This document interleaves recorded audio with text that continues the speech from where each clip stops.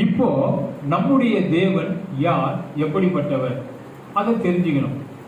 அப்போ உலகத்தில் இந்துக்கள் என்று சொல்லுகின்ற அநேக சகோதரன் சகோதரிகள் எல்லாமே அவர்களுக்கு விருப்பப்பட்ட தெய்வங்கள் என்று சொல்லி அதை ஏற்றுக்கொண்டு அவைகளை நமஸ்கரிக்கிறார்கள், வணங்குகிறார்கள்.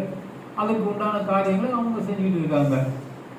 அதிலிருந்து இயேசு கிறிஸ்துவை அறிந்தவர்கள், இவர் எப்படிப்பட்டவர் தெரிந்த பிறகு அவைகளிலிருந்து தங்களை விலக்கிக் கொள்கிறார்கள், மனம் மாறுகிறார்களே தவிர மதம் என்று மாற்றிக்கொள்ளவில்லை. நான் கூட இந்துக்களில் இருந்து என் மனம் இயேசுவை பற்றி கொண்டதுனால, அவரை குறித்து கேள்விப்பட்டதுனால, புரிந்து கொண்டதுனால, அறிந்து கொண்டதுனால, இந்த இயேசுவாகிய தேவன் ஜீவன் உள்ளவர் என்பதை மற்ற கிறிஸ்தவர்கள் சொல்லியும் வேதாகமத்தில் சொல்லப்பட்டதை நான் மனதார ஏற்றுக்கொண்டதினால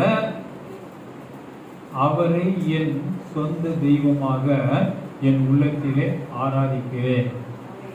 கூடுமானவரை அறியாதவர்களுக்கு வேதத்தில் உள்ள வார்த்தைகளை கொண்டு அவர்களுக்கு புரிய வைக்கிறேன். இதுதான் தேவன் நமக்கு கொடுத்த வேலை.